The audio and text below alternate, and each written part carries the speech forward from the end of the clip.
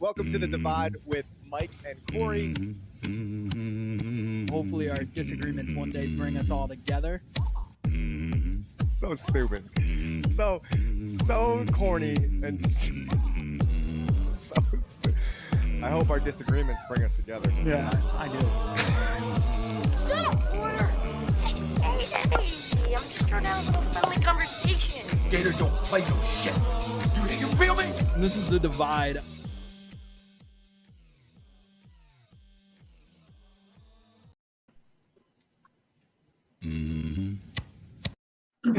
Wow, there he is. All right. So welcome everybody to a special edition of The Divide with Mike and Corey. We have a special guest on this beautiful Monday night. Doc Dwight Gooden is joining us today. Doc, thank you so much. For those of you that don't know, and I can't even imagine anybody wouldn't know who Dwight Gooden is, but let's just let everybody, listeners at home, know he is a four-time All-Star, and if my memory serves me correct, one of the youngest players to be elected to the All-Star team. Three-time World Series champion in 86, 96, 2000. He won the NL Cy Young Award, pitching triple crown as well, NL Rookie of the Year, Silver Slugger Award. He had the MLB wins leader at 1985, MLB ERA leader in 1985, two-time strikeout leader. He pitched a no-hitter as a Yankee, I might add, and he is in the New York Mets Hall of Fame. Doc, again, thank you so much for joining us, man. We really appreciate it. My pleasure. Thank you guys for having me. You know what's funny? You guys running off those stats make me feel good, and thanks for the kindness. But I was watching the Mets a little earlier. The pitcher's not doing too good. Now you guys got me thinking I maybe can pitch a little bit, but I don't think so. I have that in my notes. I was like, we need a doctor, or we just need Doc to pitch. I hear something, but actually, no. To be honest, the mountains look too far from me now. I go to Mets fantasy camp every year down in Port St. Lucie. Normally it's in January, but it's in November this year because of COVID. They pushed it back, but definitely can't pitch anymore. The mountain's too far. It's like the older you get, the further the mountain gets.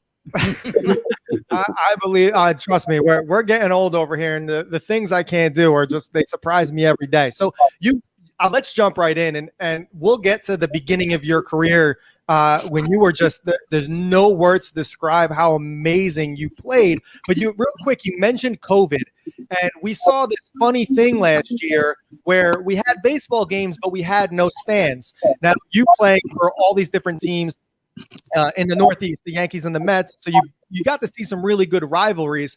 Was there ever a moment last year where you were watching baseball and you kind of wished, like, man, what would it be like to pitch in a stadium with no fans?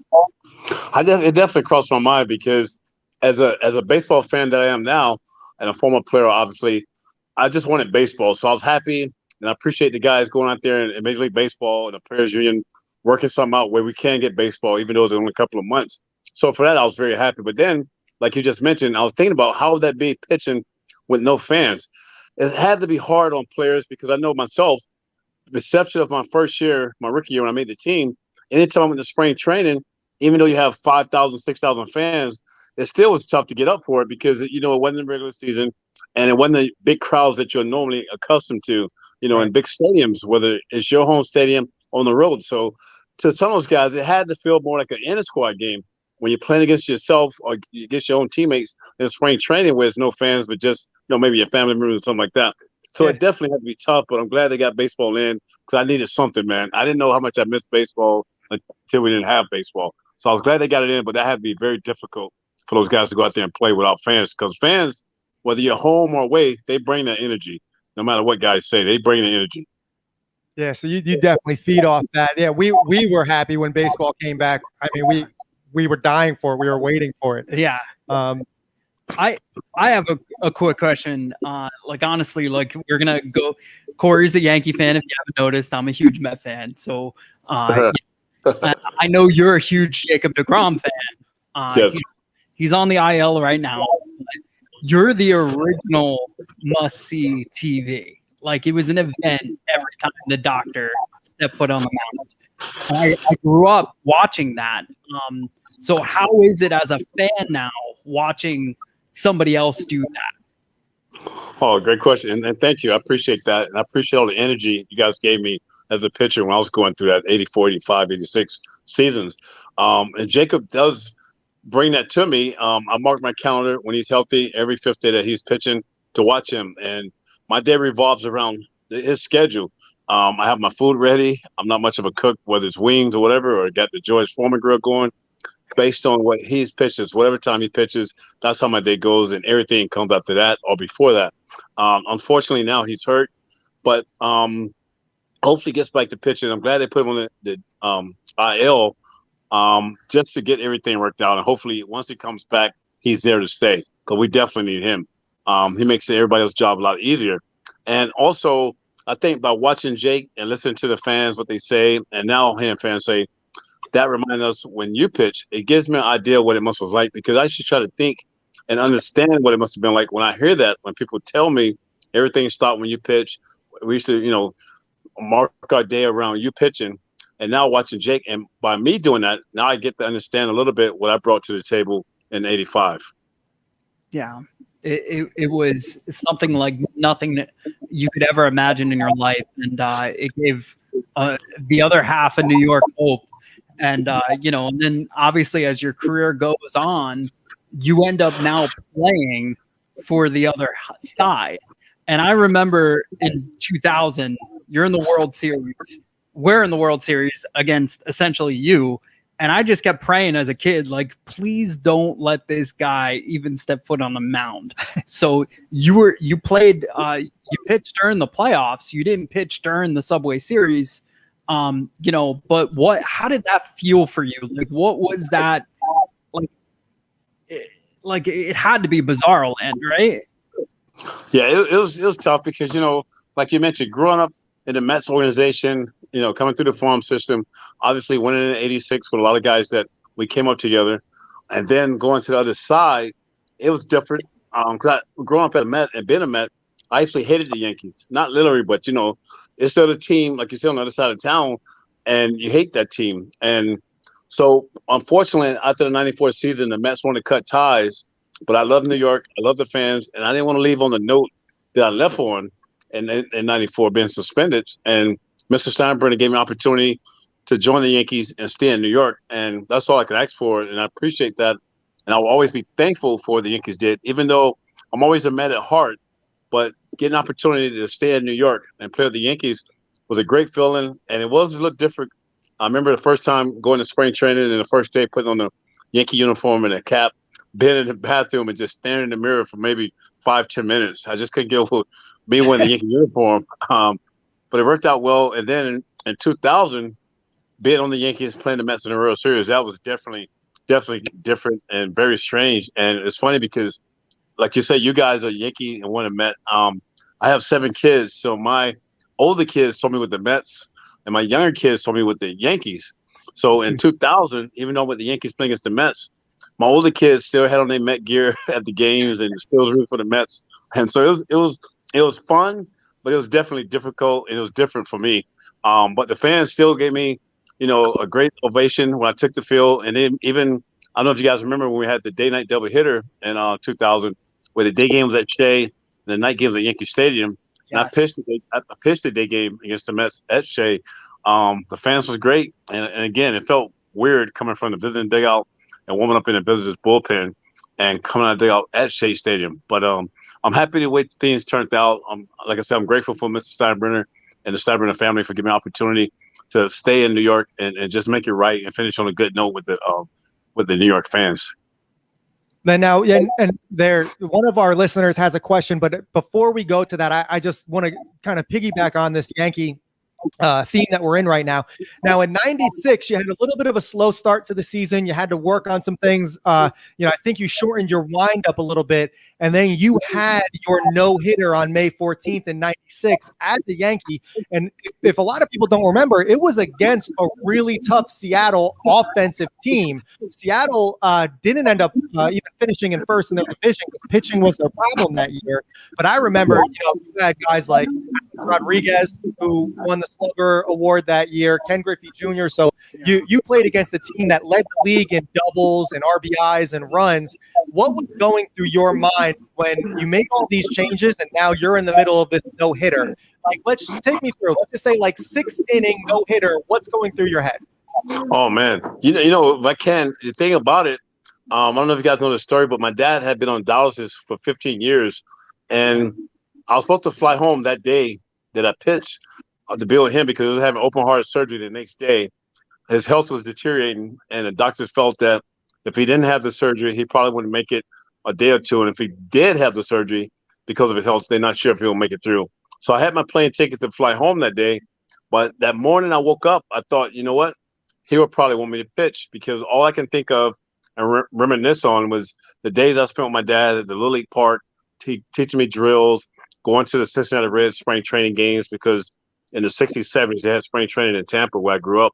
And just, being around my dad, talking baseball, talking about responsibilities and putting your work first and all these different things. And all these things were going through my mind. And Joe Torre, who was the manager of the Yankees at the time, I called him and said, I'm not flying home. I'm coming in tonight. I'm going to pitch. And he said, no, go home. Take much time you need. We'll see you when you get back. I said, no, I'll see you tonight. I'm pitching. And the next call was to my mom, who I felt real bad because she said, no, you got to come home. Your dad is expecting you. You need the support. The family's here. Everybody's going to be here. You have to come home. And I ended up hanging the phone up on my mom because I was just feeling bad that I wasn't coming home. And then, as you mentioned, going to the ballpark, it just felt weird that day. And pitching against Seattle, who to me had the best hitting team in baseball at that time. And I remember the previous year being suspended in 95, watching the playoffs when Seattle knocked the Yankees out. I remember watching that, and now here I am facing Seattle. And the first couple of innings, all I can think about was my dad's situation. Is he going to make it through? Did I make the right decision? And then, as you mentioned, come the sixth inning, I was looking at the scoreboard to see the hitters Seattle had coming up, and you see no runs, no hits, no errors. Your heart starts beating a little faster. You start getting a little anxiety kicks in. And I was able to put my dad's situation aside and concentrate on the game. And I remember going into that ninth inning, and the score was 2-0 going into the ninth inning. And I remember walking two guys, and Mel Stoudemire come out to the pitcher's mound, and he said, Doc, how do you feel? And I said, it doesn't matter. I'm not coming out. Because once you get that close, you just got to go for it. Mm-hmm. And plus, earlier that season, I started out 0-3, and I was actually benched. When a pitcher gets benched, I mean, you're not getting in the game if you're up 10 or down 10. But unfortunately, David Cohen got the aneurysm, and that's how I got back into the rotation. So all those things are going through my mind. And then I end up, getting the last out. Paul Sorrento hit the pop-up to Derek Jeter, make the out. My teammates are carrying me off the field. And all I can think about is the previous year being out of baseball. The Mets want to cut ties. Starting off 0-3, not knowing if you're going to get released or sent down or what's going to happen. And now here I am pitching a no-hitter on the day I was supposed to went home. Because my dad's going to be okay. And after the game, obviously, you talk to the media. I didn't sleep. I took the first flight home the following day. I took my dad a ball from the game, went straight to the hospital. He had the surgery, but unfortunately, they said he saw the game, but unfortunately, he never made it home from the hospital. He ended up passing away. But the last game he saw me pitch was a no-hitter. So that made it that much special because you'd have thought if I was going to pitch a no-hitter, it happened in the early 80s with the Mets.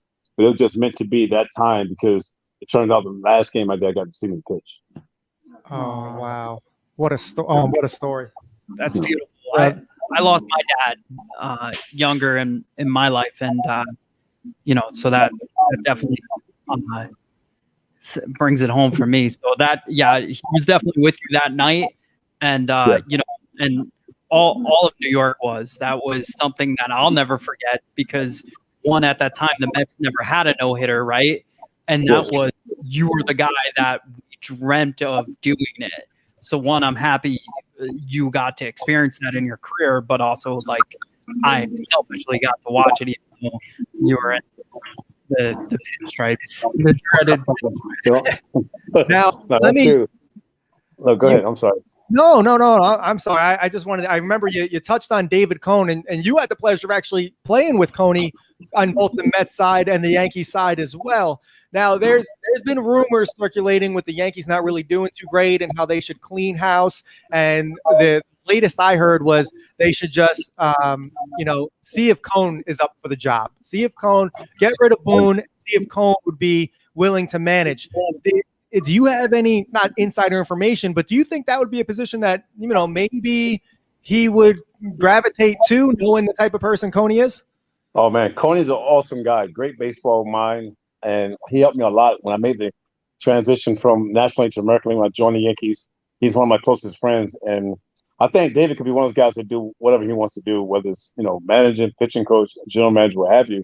I was very shocked that he didn't get the pitching coach job before he gave it to, I think, the guy's Blake from Michigan, who's the pitching coach now with the Yankees. I thought Coney was going to get that job, but I know now a lot of things about analytics. And for his manager job, I haven't heard anything about that. I like Aaron Boone. I like to see him continue. I just like to see the Yankees get healthier and start being more consistent. Obviously, I still root for the Yankees, even though I'm mad at heart. And before David Cone, I think he could probably do anything and fit any role in baseball, whether it's managing, pitching coach, or general manager. He's very intelligent. He knows the game very well. He loves the game. He relates to people very well, different personalities. He'll definitely be a good fit at any role that he chooses to do. Awesome. Great advice. What do you have for the doctor? My one thing, I want to bring it back to 86 real quick and kind of bring it back to what's currently going on. So in 86, you guys are Mets versus Astros, NLCS. Mike Scott is accused for scuffing baseballs, right? Every time there's a ball rolled to the dugout, you guys looked at it and he was accused. So is it, I saw Nolan Ryan in an interview talk about substance and grip. As a pitcher, do you think it's fair that the pitchers are not allowed to have grip? Yet bat gloves have changed since you were a great hitter, right? So look at the batting gloves that the guys are using today, or the grip that they have on the bat right now. And then the pitchers are supposed to be in the Stone Age and not have any grip for the baseball. So what is your view on, whether it be sunscreen and rosin or Spider Tech? I think that's a great question. I think, obviously everything, in my opinion, is about hitters. When you build new ballparks, they bring the fences in closer. They change everything. They talked about earlier in the season and last year about taking the mound back a little further, all these different things. But when hitters are breaking records, hitting home runs, and all this stuff that's going on, they love it. It's not talking about anything. And you're right. Hitters, they get to use pine tar. They use the Manimoto stick. They use all these guards on their arms so they can, get closer to the plate. Mm-hmm. And now, Spider Tech, I never heard of that. I don't exactly what that is. But I know it's something to help the pitchers grip the ball more. And I think it should be maybe something that they agree on, the union and the Players Association, that pitchers have to use something. Because I know during the summer months, especially now, July, August, or even the winter months, April, September, 12th, October, some balls are slicker than others. Some ballparks are rubbed up pretty good and some they're not. And so pitchers definitely need something to use more than just a rosin bag, something that they can agree upon and use. And I think that's only fair, especially now. And even if you want to go further, you talk about when I came to the league, with the bats, you only had Louisville, you had Adirondack, and Rollins. Now you got, it's 100 different bat companies with the Maplewood and all the different stuff going on. Everything is to advantage to the hitters. So I don't think it's fair to the pitchers where they can't use something that they agree upon. It don't have to be something that's, really legal, like say sandpaper or something like that, what Mike Scott was accused of using. And not that I know he never got caught, but I pitched against Mike Scott several games, and not to put him on blast, but a lot of those balls were scuffed in the same spot, so something was going on. Well, the crazy thing is, and we do have some Spider Tech in studio, and we were using it last week. But to give you an idea of how sticky this stuff is, I don't know if you've ever seen it. I don't know how much you would actually want to fingers. Yeah, it's I don't know if you could see me, but it's pretty ridiculous. Wow. Wow. Yes. That's Spider Tech right there. Yeah. Well, maybe that is illegal. That's a bit much right there. But yeah, they do. I 100% agree with you. They got to figure out something. And look, the average pitcher is using literally not even just a little bit of this on them, even if they were using it. So, but I do agree. It's been a vintage pitcher for at least the last 30 years, and it's time the pitchers get a little bit help. Yeah. So yeah, I agree. Even the playing fields, it's only fair. And I could be a little biased. I like the 2-1 ball games, the 1-0 ball games, all this 10-9, 9-8 ball games. To me, that's not baseball. So hopefully they get something and figure it out where they can even the playing fields where it's fair for both the hitters and the pitchers. One more experience I want to talk about real quick, and it's it seems as though the pitchers are not allowed to celebrate their victories yet, but the batters are allowed to, in Marcus Stroman, and I quote, do the Macarena when they get a base hit and go to first base. But I don't know if you watched the Pirates game this weekend. We were there with the 7 line, and it was awesome.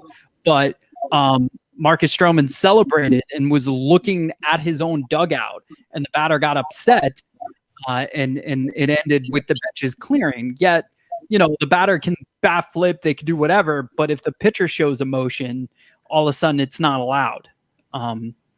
Any thoughts on that as the game evolves?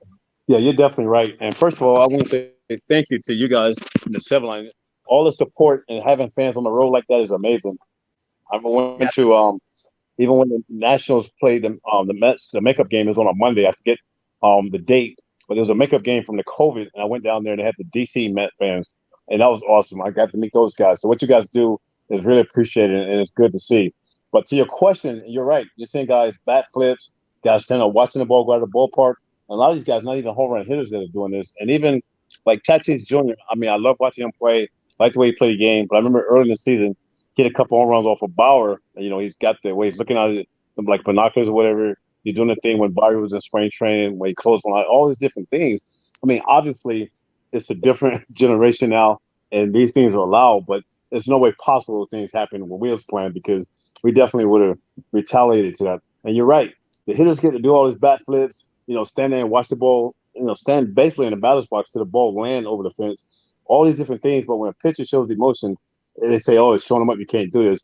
And I was actually watching a game where Marcus did that when the guy hit the line drive to first base, and Alonso made the catch, and it was some birds of change where Stroman is an emotional guy. He brings a lot of energy to the field, to his teammates, to the game. And you're right. He made the pitch. It was a big out. He got the guy out, and then some birds has changed.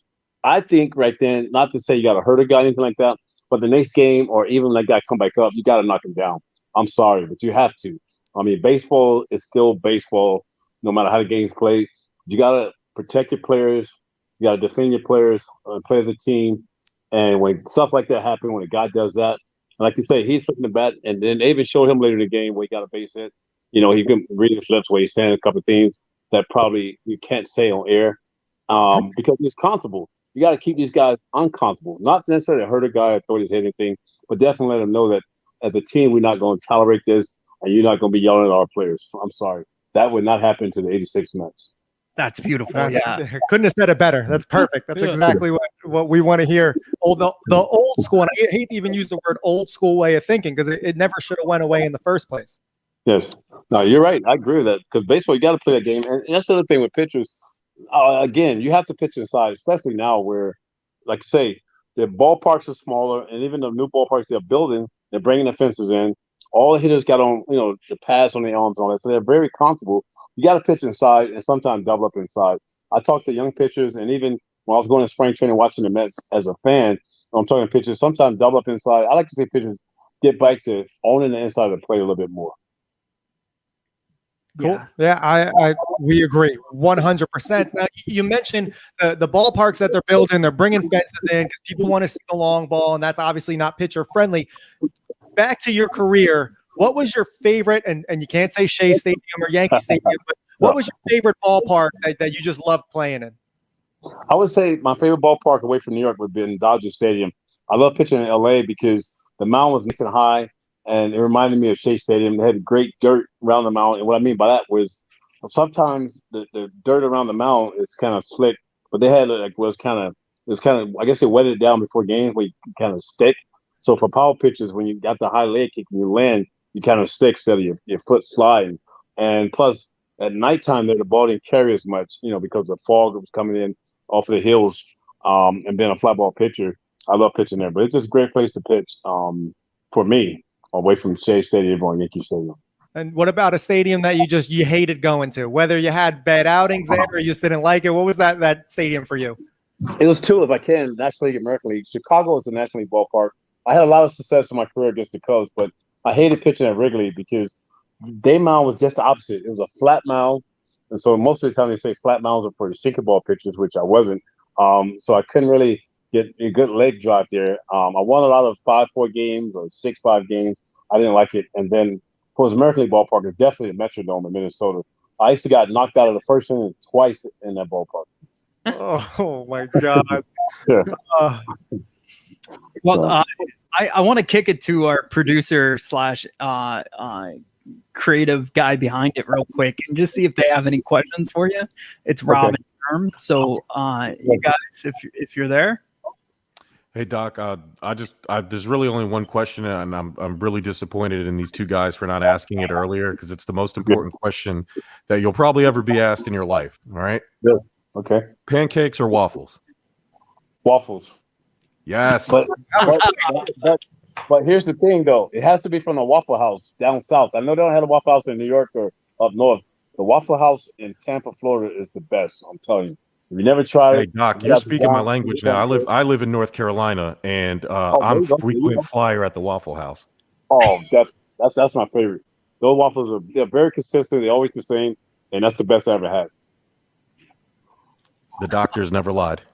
Oh, That God. is awesome. Bert, No, I just wanted to ask, and thanks so much for being on and doing this. Really appreciate it. And my I just want pleasure. to ask, I mean, being from Tampa and growing up there, what do you think of the success in not necessarily baseball, but now Tampa Bay being dubbed like Champa Bay with the Bucks as well as the Lightning going back to back too? And I want to know your opinion on whether or not you think what parade is better. Obviously, you experiencing parades in New York and the ticker tape parade versus what we're seeing now in Tampa and being like the boat parade and everything down there. And if you think something like that could fly on the Hudson.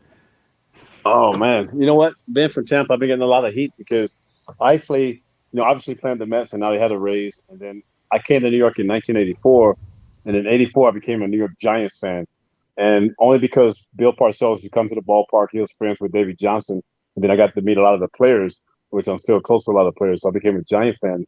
So last year, I obviously got a lot of heat from my family and friends on the Buccaneers one. But being from Tampa, it's great to see what the Lightning is doing. And last year, almost had 3 teams. Tampa Bay Rays, they was in there as well. And I'm happy to see them doing well. And Tampa's a great sports town. And the thing was funny, they said they didn't know if they can ever support professional teams here, especially when I was growing up as a kid. The Buccaneers weren't that good at the time, and we didn't have hockey. And so now to see what the Lightning is doing, what the Rays are doing, and what the Bucks did last year, and like you say, celebrating, in the water. I think it's great for Florida to do that because, it's warm weather. They're known for the beaches or what have you. In New York, I don't think it's a good look, especially in the Hudson. I don't think that'll go too well. And I think it's better, having it in the city, where the fans are more involved and you got the confetti's going down and coming out of the windows, in the high rise. And I think that's more impressive and definitely a lot of fun. So hopefully we get to see that in the near future back here in New York. big time. I have one last question. Number 16, I cringe whenever somebody other than you doesn't wear it. Have the Mets given you any indication that that number is going to be retired and put up where it belongs? It's funny, and not to put a guy on blast or anything, but Brody, who was the general manager, unfortunately, they let him go during the offseason, they let him go. We had talked about it, and he said, one day he'll like to see that happen, and he'll try to make it happen. But unfortunately, he got fired. But that was the only thing I've heard about it. It would be nice if I see that. But the Mets, I guess you got to go to the Hall of Fame, the big Hall of Fame for that to happen. I don't know, but maybe one day we'll see. I don't know. Maybe with the new owner, Mr. Steve Cohen, they'll start making changes and doing things a little differently. But that would be awesome. That would definitely be truly, truly a blessing if that happens. Well, there's nobody who's wore blue and orange that makes me smile more than you. We appreciate your time, Doc. Thank you.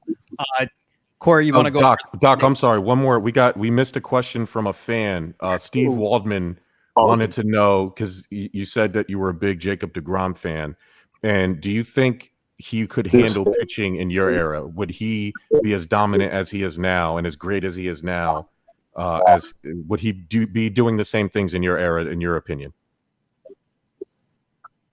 Wow, he's definitely a great pitcher. He's definitely real good on our stats. As dominant, I think he'll be dominant. I don't think the strikeouts might be a little different because during that time, it was more contact hitters where guys was into moving the runners over, hitting the ball the other way, hitting the ball with his pitches. More contact hitters. It wasn't a little one guy going for home runs where now it's all about home runs where average doesn't matter. But during our time, there's more guys that feel more contact. So I think he would have dominated in every strikeouts probably been down different now. I think he'd been right there. No doubt about it. Yeah, no, yeah, definitely. There's so many more hitters swinging for the fences now that the strikeouts are ballooned throughout the wazoo right now. So I get it that his strikeouts wouldn't be there, but I agree with you. I think he would be dominant. Maybe he'd have more wins, ironically. You know, like I think that's a definitely definitely a strange stat. You definitely have more wins. Right. I've never seen anything like that. Maybe for a year, you see what a guy go through tough luck like that, where the team's not scoring runs. But I've never seen that from 3 years in a row where teams just don't score when you. I've never seen that. Yeah. And then Corey, did you want to? Yeah, so Germ, if you can put it up, you did have Doc, you do have a foundation, so we do want to give you a shout out on that. Germ, if you could put it up on the bottom of the screen, that would be great. You have the Dwight Gooden Family Foundation, and it goes to fight hunger and saves lives for underprivileged communities. If you want to speak to that at all? Yes, it started. My kids talked about it and doing something. We talked about it for a couple years. We thought now's the time to do it. And, from all my ups and downs, even through my great times, I had a lot of support on and off the field. It's just our way of giving back. And we said, Dwight Gooden Family Foundation, where I get all my kids involved, my grandkids, everybody involved. So start them young on giving back and understand what's the importance of having a life if you can't have an impact on another's life. That's where I was raised.